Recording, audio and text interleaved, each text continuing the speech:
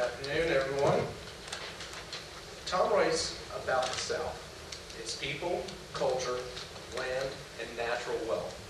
He travels back roads looking for forgotten places, captivating people, and vestiges of bygone times. Much of that work finds its way into books, columns, essays, and features. Writing that evokes a sense of place and fluid, lean prose appeal to him. Favorite writers are James Salter, Cormac McCarthy, Pat Conroy, and James Dickey. A Georgian and University of Georgia alumnus, he lives in Columbia where he writes about Georgia Line, the region encompassing Georgia and South Carolina that he calls his native land. He's written 11 books and has another one under the way. He also told me that having written books on Columbia and Greenville, and pretty much being an expert, he can definitively say that Greenville is a little bit more interesting. Please welcome Tom Holt.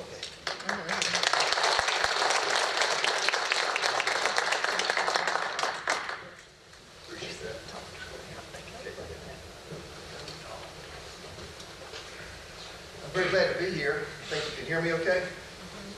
Okay, I'd like to thank the Greenville County Historical Society for having me here. Greenville is a town that I sort of have grown up as a writer, writing about the city. As you'll see this afternoon, I have sort of an interesting history with the city, but I want to give you a couple things up front. One of my rules is when I give a talk is that it can't be boring. I'll read your faces, and if it's boring, I'll change my plan. The second thing I thought you'd get a kick out of is a couple weeks ago, I was in Athens, Georgia, which is where I went to school at university, and I was doing a book talk at Avid Bookshops, and a friend of mine who went to high school with me, we played football together. We went to Georgia at the same time. In the middle of my talk, he said, "Folks, his real name is Tommy." I said, "That's true, it's true." And I started talking. He says, "And folks, you're witnessing a miracle. This is a miracle that this guy writes books." So I know because I went to high school with him. And so he's right. It is a miracle. You're witnessing a miracle here today. I've got sort of an illustrated talk. I'm going to kick this laptop up for you. It'll take a second to get the image up there. Okay. I'll go ahead and tell you. In the 1980s, I was the managing editor and one of the main feature writers in South Carolina Wildlife magazine. And in those days, everything was all about the low country. In all my years at South Carolina Wildlife, I worked in film for 6 years, and I worked in the magazine for several more. I think that's all good there. Okay. And not once did I ever get sent north of Columbia to come up to this part of the world, to the northwest corner, the mountainous area of the state. And I never could understand it. There was a bias sort of about the low country. And we did that a lot. We'll get this going in a minute. But what I liked most about the northwest corner was, to me, if you see a mountain, it's always different than what's around the curve. In the low country, when you see a marsh or a sweep of beach, it's usually pretty similar. Up here, you can round a curve and there's a waterfall. You can round another curve and there is a giant drop-off of overlook. So it was that kind of thing that I was important. I thought important enough that we put in this book. The publisher from Memphis, Bob Towery, was focusing on the city primarily. And I told him early on in the process, I said, let's cover Greenville County, because it's a beautiful part of South Carolina. It's got, the old Poinsett Bridge. It's got a pretty place, Sims Chapel. Just a lot of beautiful things to talk about. So that's kind of where that was going when I was leaving South Carolina Wildlife and got into the book work. Robert Clark, the great photographer, has done 4 books with me on South Carolina. We decided that we were going to cover this part of the world in great length. Well, I want to go back to the beginning and tell you how I found Greenville. It was 68. A fellow at the University of Georgia says, "I want you to go with me to City View." We lost our images somehow. I think the projector's off. And he says, "There's some girls over in City View I want you to meet." It was Debbie, Diane, and Donna Elliott. And so we came over to Greenville. It was the first time I remember ever coming to the city. And it was a little place called City View. That particular day, one of the days we were over there, the Beatles song, "Hey Jude" played. It was the first time I'd ever heard that. So when I was thinking about this presentation, I Googled that song, and I could just about tell you the exact day it was. It was in the summer of 1968. This is the cover. This is a Robert Clark photograph. So he and I I decided we were going to do our books, we're going to give a great deal of coverage as part of the world. I was telling Hey Jude that I heard in 1968, first time in Greenville, South Carolina, and I thought that was a pretty big thing. And in those days, I was young and naive. I didn't have any idea at all exactly what was going to happen to me. All I knew was I was in Greenville now and then. It was a pretty interesting city.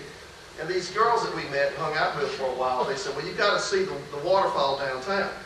So they took me across the Camperdown Bridge to see it. And I didn't see it. There was nothing there. You couldn't see it. It was a huge disappointment. Well, a few years went by, and the next time I came to Greenville, it was the worst car accident I've ever been in. I was going to the bus station to pick up a friend. I'd had my seatbelt on the entire 100-something miles from Athens, Georgia. When I got lost, there was no GPS, no Garmin in those days. You know, you had to find it on your own. When I got back in my car, I did not put the seatbelt on, and I went through an unmarked intersection at Oscar and Hudson Street and was T-boned because I did not know, not being a local, that you were supposed to yield to the other street. And my father, bless him, brought me back a couple days later. We took photographs of the unmarked intersection, and in the court, the judge threw everything out. And that was in 1971. Well, a few years went by. I headed up to South Carolina Wildlife, as I was telling you. And for whatever reason, the guys that we reported to never covered this part of the world. It was always, always about the low country. In particular, Charleston, Edisto Island, Cape Romaine Wildlife Refuge, the Carolina Gold Rice Fields over near Georgetown and so forth. So we had this mission, so to speak, Robert Clark, because he's from Charlotte, North Carolina, and it so happens he's like me. He likes the northwest corner of the mountains as much or more than he does the coast. So in our first book, which came out in 1989, South Carolina Natural Heritage, we covered Greenville County at great length. We did this book with the premise that this is what this state might look like had the European colonists never arrived here. And so it was no people in that book at all. It was all beautiful scenic vistas, endangered plants, pristine natural areas, and things like that. This is a view from Caesar's Head. It was this kind of thing that we liked better than we did the coast. Don't get me wrong, we do like the coast and we've covered it too. But we just felt like this particular part of the world has a lot more to offer visually, especially as photography goes. Caesar's Head was always important to me in my family life because my mother and father honeymooned there when they got married back in 1947, a million years ago. Mom and Dad are both gone now, but a lot of what she told me ended up being in some of these books that have touched on Greenville. Now, it is a miracle that I ended up being a writer, and it's even more miraculous that I wrote a speech with this gentleman here, your native son, Carroll Campbell, and it went like this. I was called by the Department of Commerce one day, and I went and met with them downtown in Columbia, and they acted very secretive, like this was a mission for God himself. And I was like, well, what do you want me to write? They said, we can't tell you right now. We'll be in touch. So a couple, 3 weeks went by, and they called me back, and they had a box, huge box full of reports of trade figures, import, export numbers, and all this kind of thing. And they said, we want you to write a speech for Governor Campbell that he's going to give to the Southeastern so-and-so Association. It's all about direct import trade with Japan. And it's going to be a bunch of businessmen and political leaders from the South, and it's going to be a bunch of Japanese businessmen there too.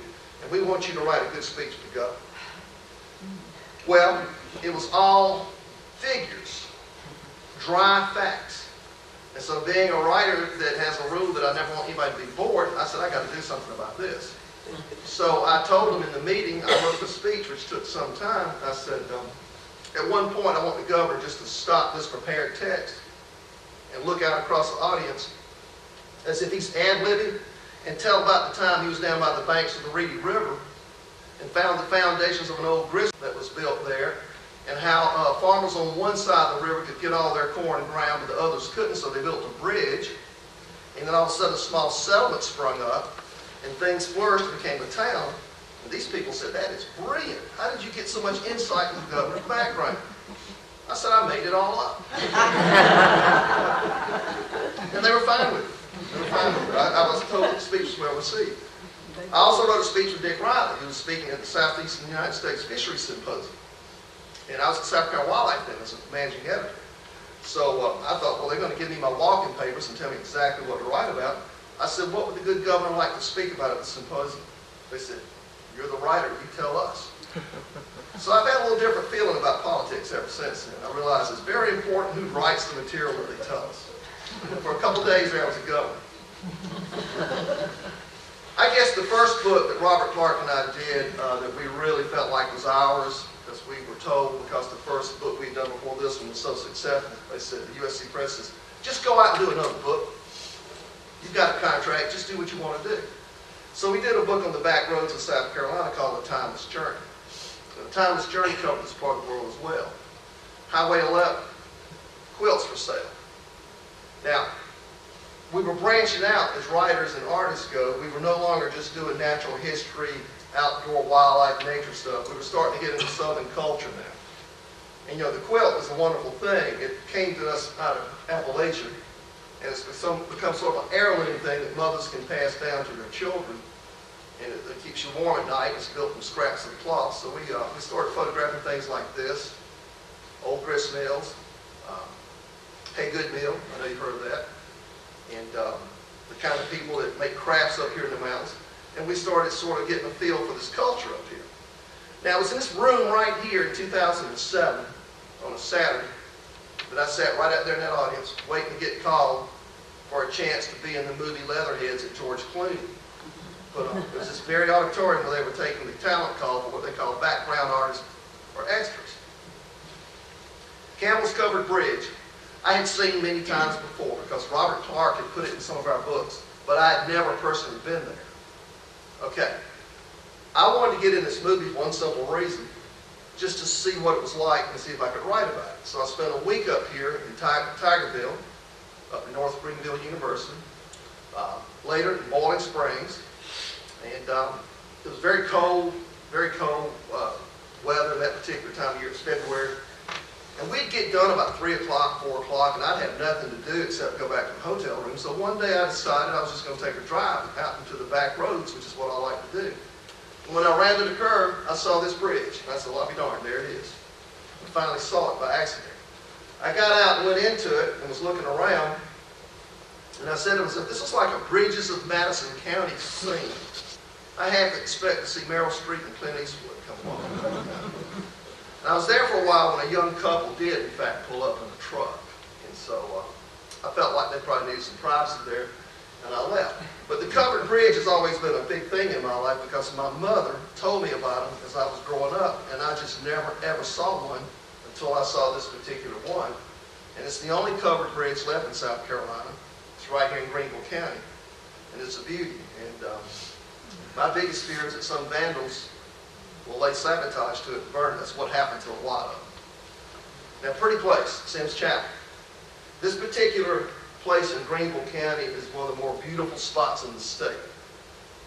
Great place for a wedding. And this particular photograph, which was in Reflections of South Carolina, the original book that Robert Clark and I did, changed the history of our book sales in a way. For some reason, it was this particular photograph we figured out, young women started buying our books as wedding registers.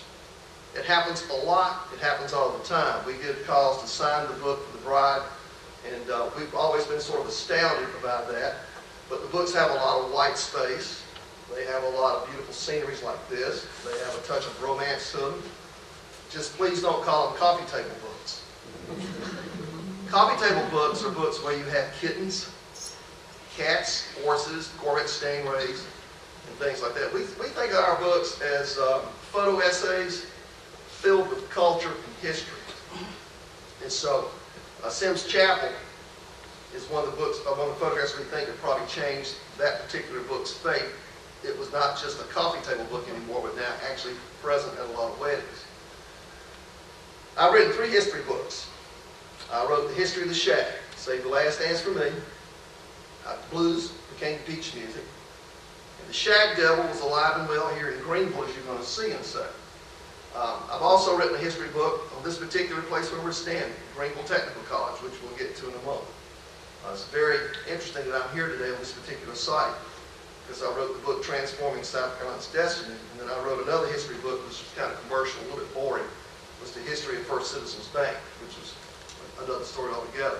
Save the last dance for me. I ran across a lady by the name of Carolyn Vaughn. She was born here in Greenville. And you can see this, maybe I'll read it to you. When I was going into the 10th grade, Mama decided I should transfer out of my comfortable country school district into the elite side of town and go to Greenville High. Yeah, there were some girls at church who went to Greenville High, and I asked them a million questions that summer about the shag before 10th grade started. One Sunday, Evelyn Garlington showed me the basic shag step in the girls' bathroom, and the obsession with dancing began. Some in my family would say the shag devil got me in the bathroom of the Bible Presbyterian Church. Now, Greenville has played a pretty important role in the development of the shag because when the Dark Ages hit, when it fell onto unpopular times, a lot of the clubs in Greenville and areas like Charlotte and Atlanta kept it alive. Yes, I wrote the shag book, but I don't know how to shag. I grew up 100 miles west of the Georgia line, Lincoln, Georgia, and we had never heard of the shag until I moved to Columbia. So for me, that was quite a revelation, and the fact that I ended up writing their history was another one of those miracles that Eddie Drinkers, my friend, would talk about. It was pretty astounding that happened. This is the book that's so tied to where we're all sitting right here. This particular city has changed South Carolina's fate forever. We would not have BMW, we would not have Bishop, we would not have Boyd if it were not for this 8-acre site here that used to be a landfill garbage dump. You know the story. This is where the first Greenville Tech was built. The first Greenville Technical College was built here.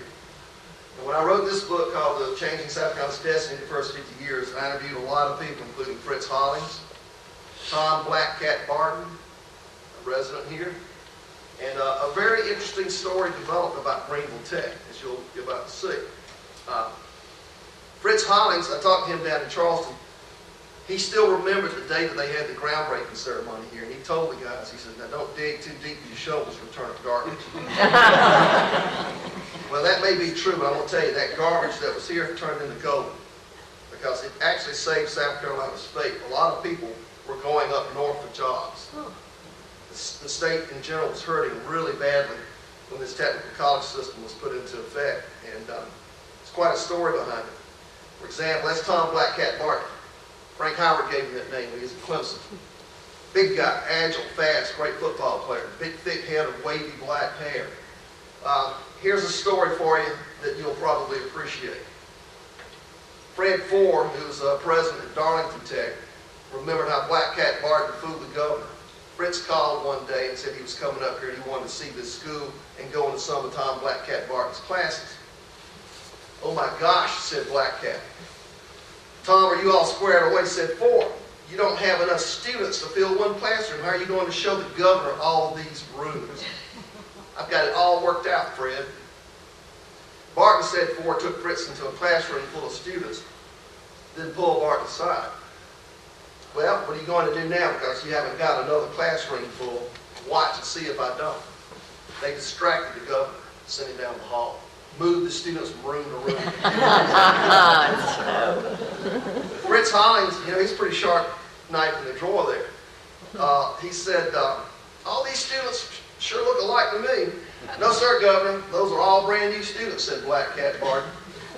So they were driving back, Ford and Fritz Hollings were driving back to Columbia. He said, you know, I think all those kids look alike, is the way he said it.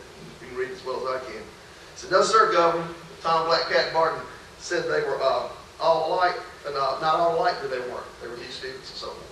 He told me that story himself, Tom did. He was kind of proud of the chicanery pulled on the governor. But if you think about what this college did, it was the first one right here in Greenville, and it led to 16 more schools that have really, as the book says, transformed South Carolina's destiny. That's Reflections of South Carolina, Volume 2. It just came out a little over a year ago. 265 photographs in that book, 10 black and white, lots of Greenville County coverage in it. We felt like it was the better book of the two that we've done. We started out with over 2,000 photographs. We chiseled those down to 625, and from that, USC Press picked 265. So for about every 10 photographs we took, one made it into the book. I'm proud to say that Greenville County has got a lot of coverage in here. This is the Middle Saluda River.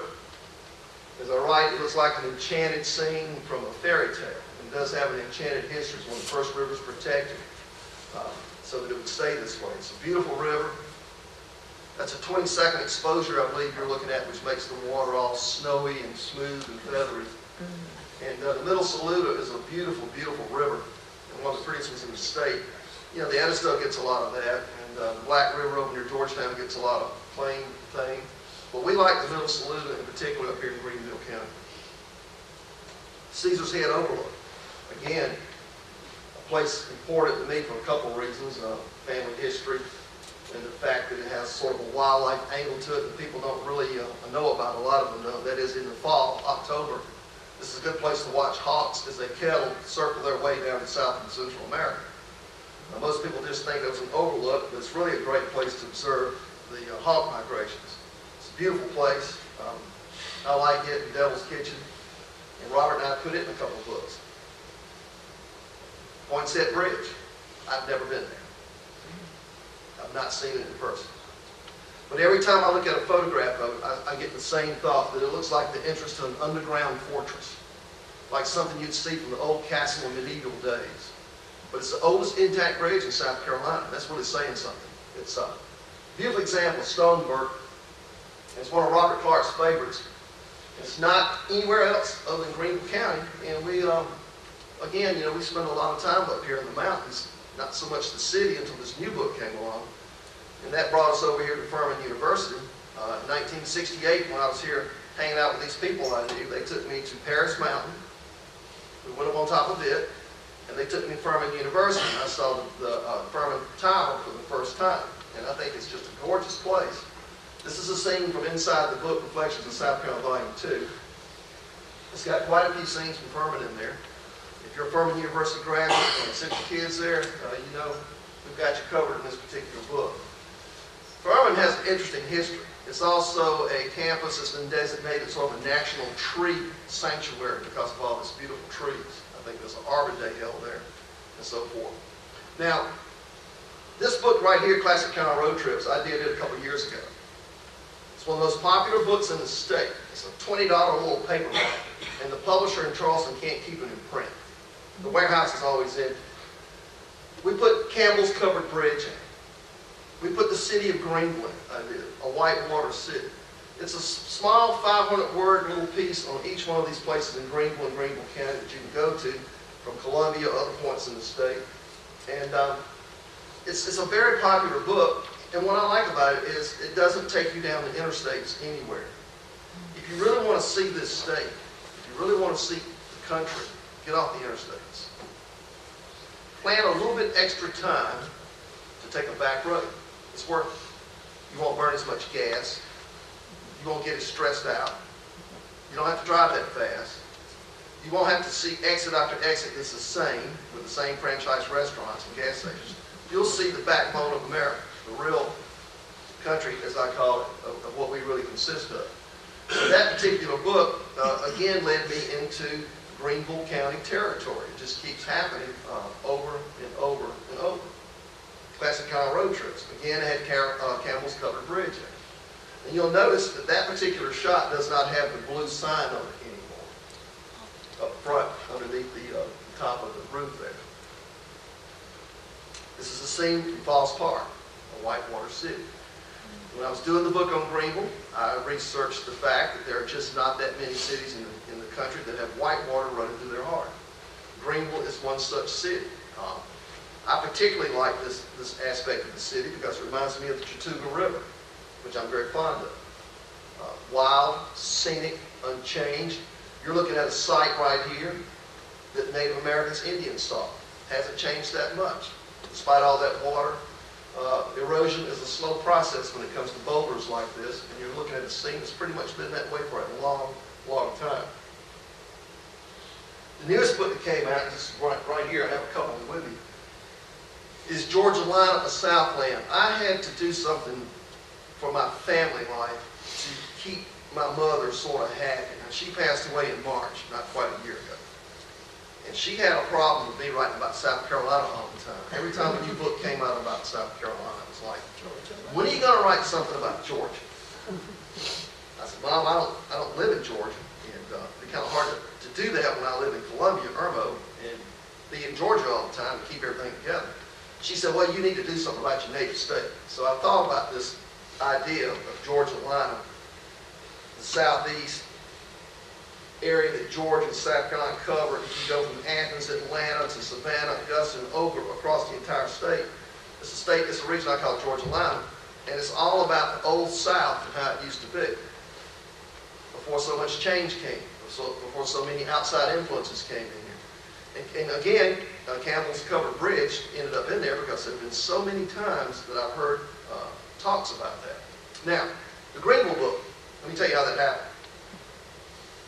Like to Do was founded by a man by the name of Lee Leslie. His father was in Leslie Advertising here, okay? I know Lee. Lee and three other guys at Atlanta Journal-Constitution, when the internet hit, the newspapers started really getting hurt. They spun out of there and created this journal of Southern culture and politics called LikeTheDude.com. And before it got so political, I published about 140 or 50 pieces on there, the kinds of things I write, The Last Dirt Road, stories about primitive farms, the loss of the family farm, tenant homes, things like that. And so Dave Cooley, on the right, was your executive director of your Chamber of Commerce here around 1958. Does anybody remember that name, Dave Cooley? He was here. He's a great fan of Like to Do, and he started reading my work. When his good friend Bob Tyree of Memphis, Tennessee said, I'm going to do a book on Greenville, South Carolina, I need a writer for that book in Columbia. So can you recommend one? He says, yes, I sure can. The guy down in Columbia. Yours truly. That's how I got into the Columbia book, which is called The City of Rivers, Vistas, and Dreams. And then I did the Greenville book, Greenville's Grand Design, back to back. I knew a lot about Columbia, and I moved immediately into Greenville, where I learned a lot about the city, and all of a sudden I started getting this real feeling that, Greenville's a place really you want to be. Got a lot of things going for it up here. That's kind of how that came to happen. And this is the book. That's the cover. I know you recognize the setting. Robert Clark, great photograph. Beautiful, beautiful scene from Paul's Park across the other end of Liberty Bridge there. We had a good time photographing this book up here. We made many trips up here. I thought, it was pretty amazing that you could have something as large as the Liberty Bridge and something as small as a bronze little mouse on Main Street. From mice to bridges, that's a pretty big jump. And it told me that the city had a vision that anything goes. Last night, we walked up and down Main Street several times, checking out restaurants and shops, Dark Corner Distillery, some of the other stores.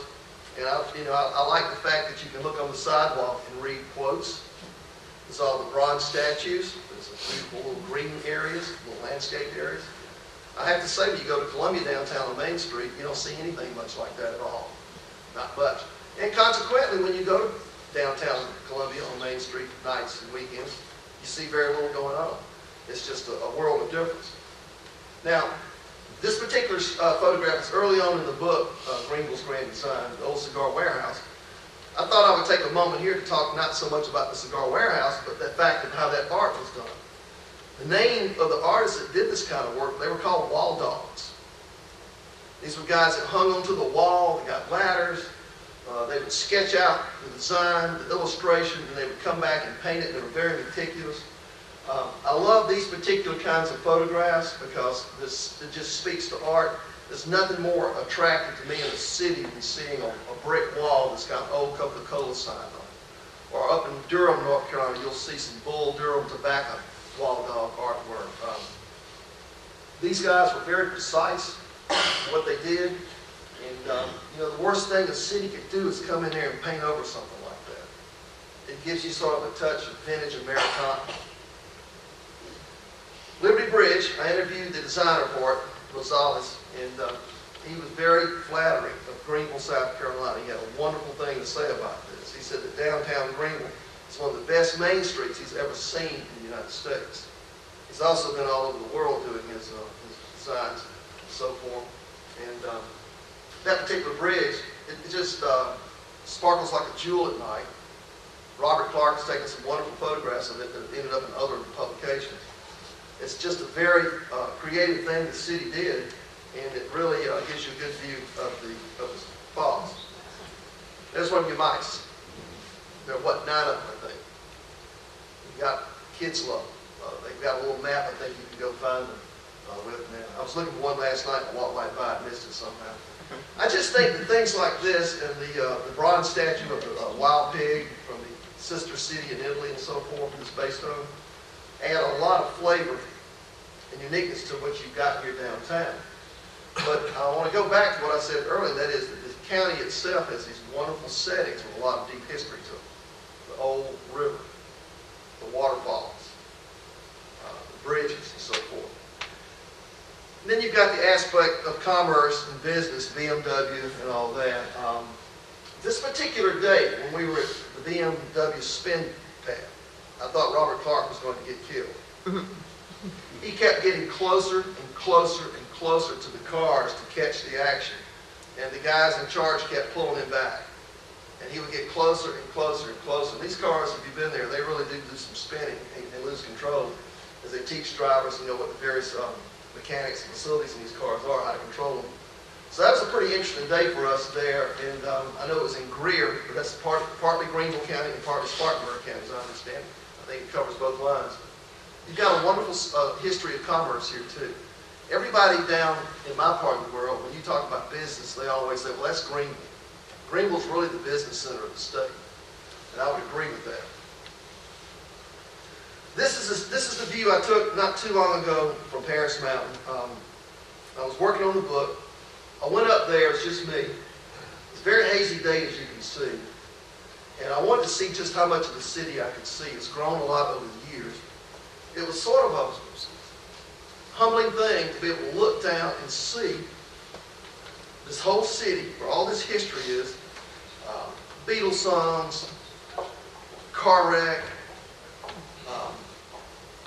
ended up being in Columbia, and then, as my friend said, getting the miracle job of actually turning into a writer. We do have to grow up at some point to find out who we're going to be. Writing for 2 governors up here, doing a book about this place, in fact, putting this thing in several other books. It was an interesting experience to look down on all that and sort of take it in. I have a picture here of your downtown area, and it's a beautiful forest-like environment. I love that. I grew up in deep woods in Georgia. We have a whole bunch of woods around our house, and I never was a city boy. I didn't like a lot of concrete and all that. I think you have this leafy, beautiful green town named Greenville, which is quite appropriate. It's a garden set in a city almost. And I have this picture here from the Historical Society with this art class down by the banks of the Reedy River. It brought to mind that old Benson and Hedges commercial, "You've come a long ways, baby." You have. This city's come a long ways. I think I've come a long ways. And to echo what my introduction said earlier, I really do think Columbia could learn a whole lot from Greenville and how it's managed itself. I think down there we have a little bit too much politics. We've got the State House. Things don't seem to happen down there like they happen up here. So I think you have a very, very good situation up here that allows you to do a whole lot of good, positive things. I guess in closing, Greenville's Grand Design is a beautiful book. I enjoyed doing it. It was really a lot of fun to come up here and spend time in your city. Poinsett and its history was wonderful, the Poinsett Hotel. The Rainbow Reedy, I got a really a great sense of appreciation for all that was done to try to clean up the river, and I know it's probably still got some aspects that need attention. But it's become a really beautiful thing that you have here, whereas at one time it was considered sort of an eyesore, and it was fouled by industry and so forth. But you got a beautiful city here with a good history, and I hope you'll take a look at that book and look at some photography in it. It's not just Robert Clark's work, it's about 6 or 7 other photographers, including some of my work, which I'm not a real photographer. But we enjoyed doing it, and it's my pleasure to present it to you and tell you that I've enjoyed being here, just discussing a little bit of what I have done as a writer with this county, and this city, and this part of the state. So thank you.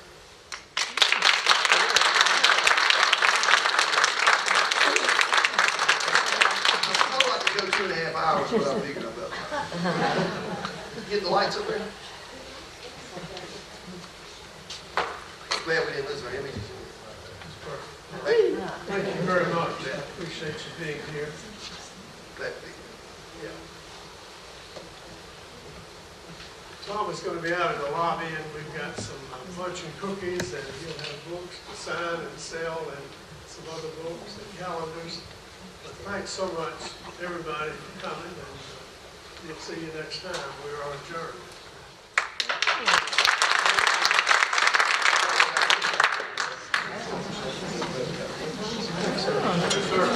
Good job.